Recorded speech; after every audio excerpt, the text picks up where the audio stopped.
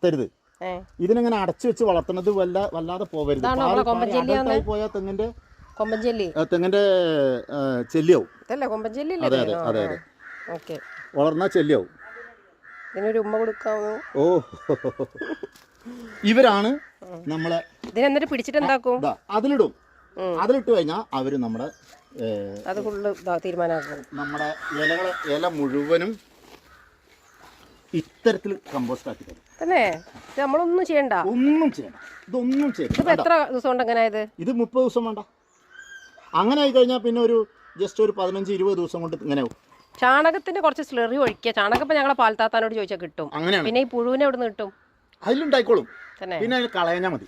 പിന്നെ നമ്മള് മിനിഞ്ഞാന്ന് മാറ്റിയതാ.